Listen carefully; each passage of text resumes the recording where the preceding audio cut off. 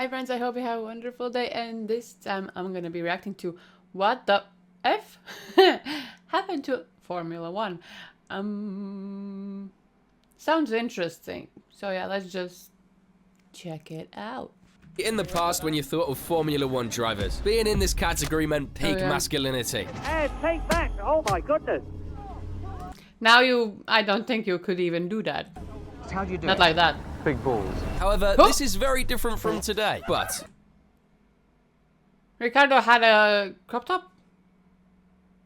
Was Ricardo, right? before heading into the video, Yep, this is happening, finally. So after about 2 years of hiding behind a microphone, this is me. Hello. This feels weird, but I'm Joe, the guy behind the videos you've been watching, and I figured it was about time I showed my face. I mean, this way I can be a bit more real with you guys, connect with you a bit better, and I guess it gives me a reason to at least look a little bit presentable every week, because honestly, it feels way more real this way. I mean, no more talking to a wall. I can talk to you guys directly, because as cringe as it does sound, this is not my channel, it's ours. It would be nothing without you guys. I really hope this doesn't turn into a Dream 2.0. Hi. Oh man. But anyways, now you know who's been writing, ranting and drinking way too much coffee behind the scenes. The videos aren't changing, but hopefully this just makes them feel a bit better, a bit more authentic, you know? If you have any ideas about how Let's check that as well. to make the setup or background look any more creative, let me know. I would love to hear some Yeah, I should do something with the background too. suggestions. And thank you so much for all your support. Make sure to smash that subscribe button so I maybe we can do. hit that big 1 million one day. I do. And with that said, let's drive on back into the video. yesterday's drivers fueled themselves like rock stars. Back in the day, being extremely fit wasn't really the point. Training meant lifting champagne bottles, smoking in the paddock, and maybe running a lap if you weren't too hungover. Best example. I think now you can't do anything that it's kind of not healthy in others' eyes. At least in their I don't know what they're doing, but yeah.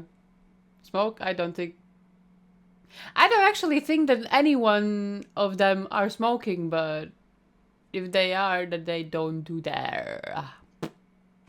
James Hunt. He could finish a cigarette, then hop into the car like it was nothing. And then there's Juan Pablo Montoya. He showed up in his debut season looking a little heavier than the usual drivers. Or at least that's what the Williams directors thought. He still went racing Oh, anyway. And right. honestly, I respect that Oh.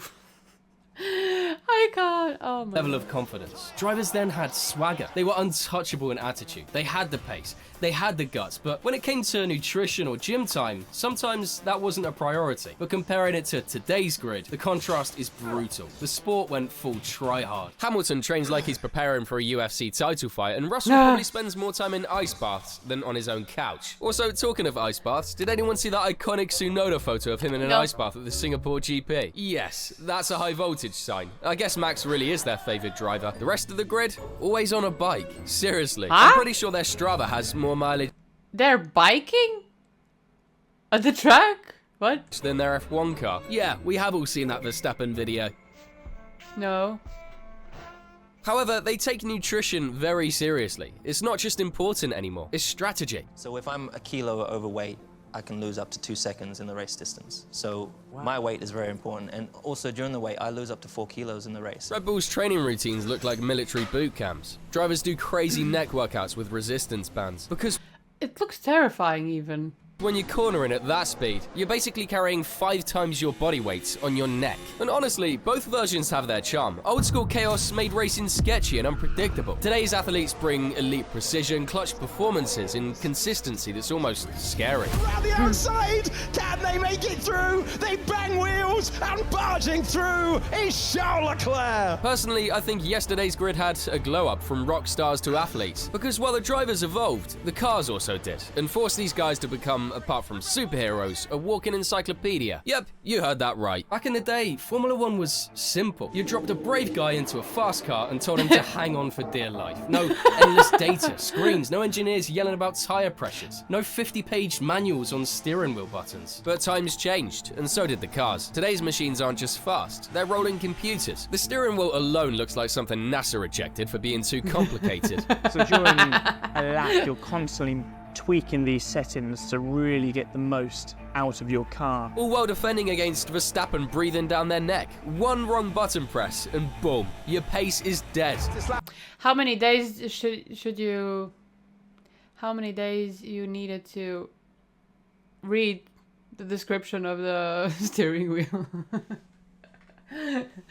Oh my god. This race goes to Max Verstappen, who's going now for the lead of the race, and in a shower of sparks makes his way into turn 1 ahead. This is the real twist. Modern drivers can't just drive. They have to understand aerodynamics, hybrid systems, and energy recovery like mini engineers. Today's drivers constantly multitask, switching modes lap after lap to find performance, while still keeping the car on track at like 200 miles per hour. Meanwhile, in the past, the physical battle was brutal. No power steering. Fangio, Clark, Lauda. They didn't need to manage battery temperatures, but they needed the strength of a lumberjack just to make it to the finish. And to be fair, those guys were untouchable in bravery. 13 drivers died during Sterling Moss's era alone. I mean, imagine showing up to work every weekend not knowing if one of your colleagues would come back or not. That is a different level of mental game. While old school guys could fumble and still look like heroes, partying on Thursday and racing on Sunday, modern drivers can't afford that. Miss one energy setting and you're just mid. So yeah, before you could throw anyone brave enough into the cockpit, today you need brains, stamina, and enough multitasking skills to make a fighter pilot jealous. They didn't just evolve. They basically turned its drivers into part-time engineers with drip. Until it comes to testing, it's impossible to compare nowadays simulators to the good old track days. Testing used to be pure chaos, real danger, real adrenaline. Now, it's more like a LAN party with steering wheels and too much Red Bull on the desk. Back in the old days, when people said testing, they weren't talking about VR headsets or fancy computers. They meant Ferrari hammering Fiorano lap after lap until the brakes were smoking. Michael Schumacher would grind out thousands of kilometers, basically living at that track. Ferrari had the ultimate playground. Fiorano wasn't just a track, it was their backyard. They could tweak setups whenever they wanted, chasing that last drop of pace. No limits, no rules, just send it. If the driver overcooked a corner, boom, suspension gone, chalk it up and try again. I mean, at least those mistakes taught you something real, not just a red light on some monitor saying you did something wrong. But then the FIA stepped in. In 2009, they decided to kill unlimited testing. The basic issue is very simple.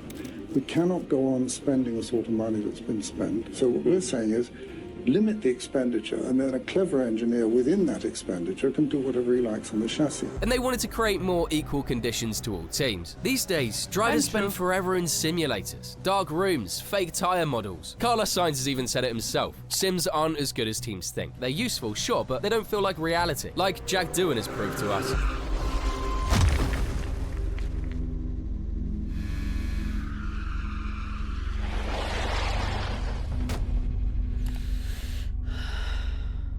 Here's the thing, you can't program instinct. Think of Captain Sully landing that plane on the Hudson. No simulator gave him those reflexes. It was pure gut. Out on track, drivers tilt, they get salty, they improvise. Oh my goodness.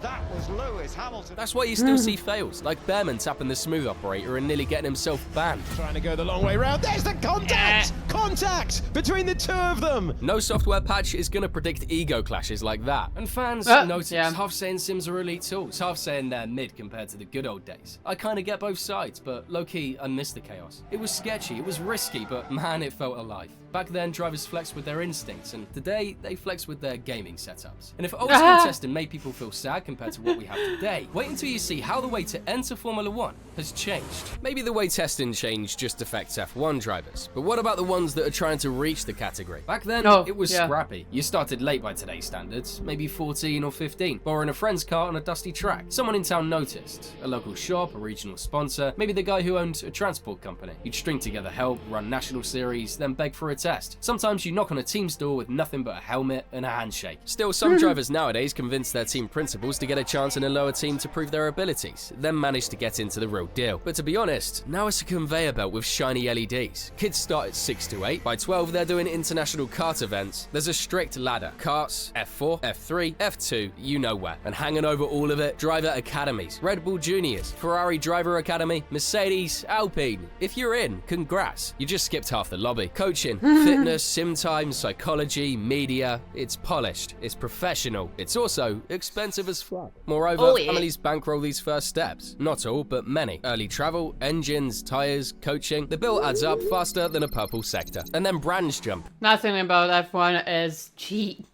Cheap. Everything is just pricey AF. And when the metrics look elite. In other words, the sponsor shows up after the spreadsheet says you're top class. In the old days, a late bloomer could land a test and send it on raw instinct. Today, without an academy badge or your daddy's funding, like you know who. Behind Stroll there is the Williams of Lance Stroll.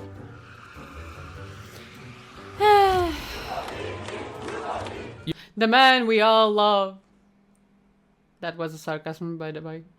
You're often invisible. So, yeah, money matters a lot. Before it came Yeah. from a local sponsor or a bold backer. Now it comes from structured partners, family support, or a junior program. However, this isn't just from now. It goes way back. Let's talk about how Niki Lauda did it. His family wasn't on board with racing, so he didn't wait around. He took out a bank loan against his future, basically betting on himself. First, he bought a drive with March in the early 70s, but then came BRM. Again, he hustled back in to secure that seat, and that's where his speed started turning heads, and the rest is history. To put it simply, then was hustle, luck, and a handshake.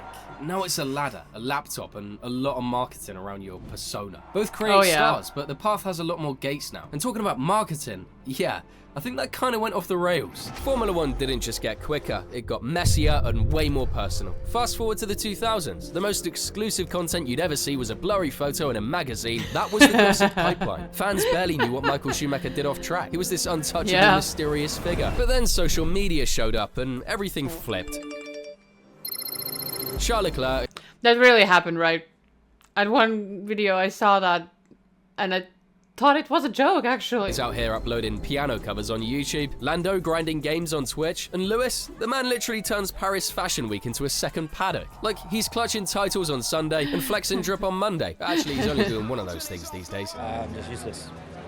So say again? I'm just useless. Anyway, this stuff doesn't stop at polished PR moments. It gets random, funny, and sometimes kinda awkward. Lance Stroll being spotted on a celebrity dating app right after a breakup.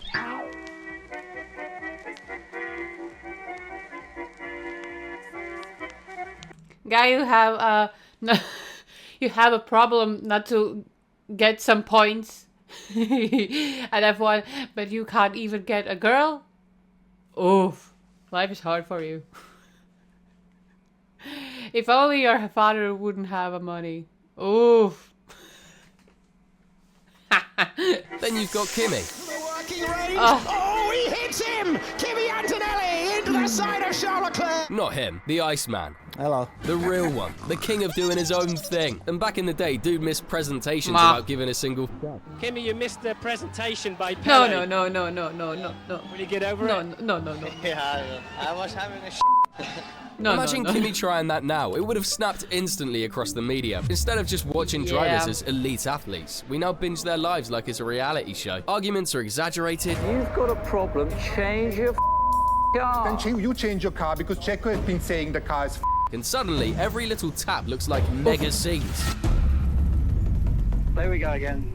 Perez has spun coming out of Portier. Schumacher's mystery had a cool vibe that Leclerc playing piano on TikTok just doesn't hit the same way. But on the flip side, it makes the sport feel alive 24/7. Fans know the names of drivers' dogs. We know their girlfriends. I mean, they're on camera more than They're basically feeling like a family, kinda. the race sometimes. And that's the thing. Today we worry about TikToks, drip, and Tinder sightings. But back then, the real concern wasn't how drivers looked online. It was whether they'd make it out of the car alive. Today we have Drive to Survive. Back then was Drive and hope you survive. Today's safety standards are pretty high. It's easy now to meme about Mazepin spinning out every other session, but years ago, a single spin could have been the end of your days. Oh. Since the beginning, F1 wasn't just about speed, it was about survival. That's how brutal it was. The cars were sketchy, the tracks were unforgiving, and safety was basically Cars seriously were sketchy. an afterthought. Take Niki Lauda at the Nürburgring in 1976. The guy was Ferrari's ultimate benchmark, the elite driver anyone measured themselves against. Then, out of nowhere, boom. This was just terrible.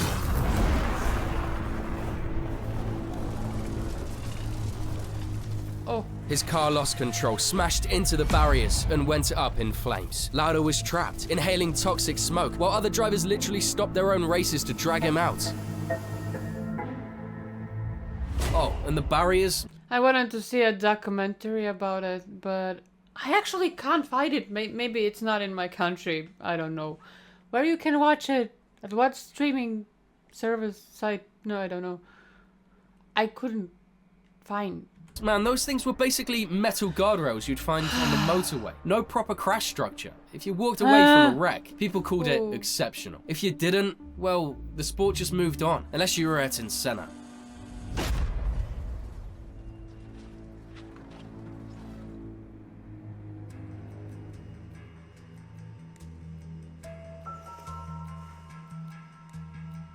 Good evening. Ayrton Senna, 3 times world motor racing champion, has died after crashing during the San Marino Grand Prix.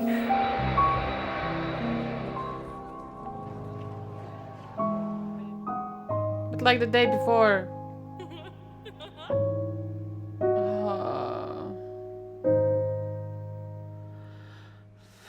Now fast forward to But like the day before as well.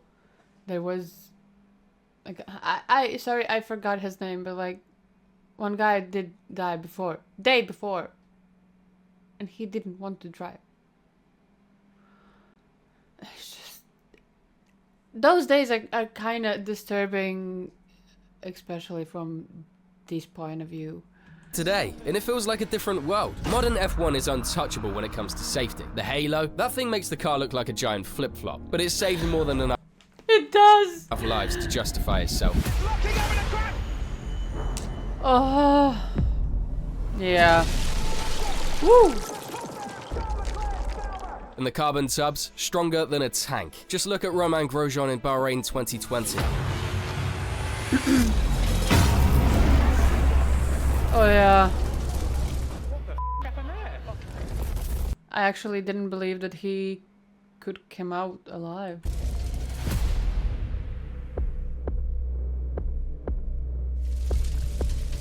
This was so damn terrible.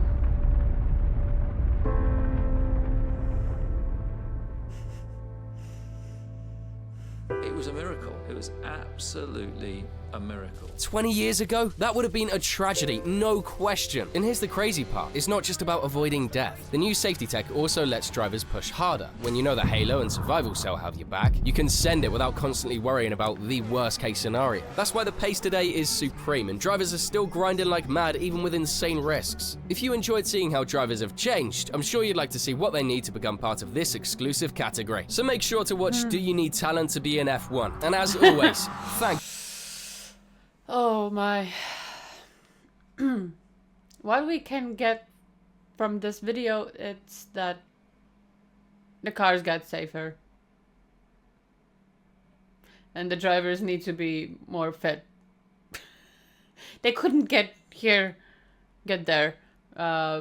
overweight. So yeah, but this was interesting. In the thumbnail there was like a crop tops and I didn't understand what is going on, but yeah.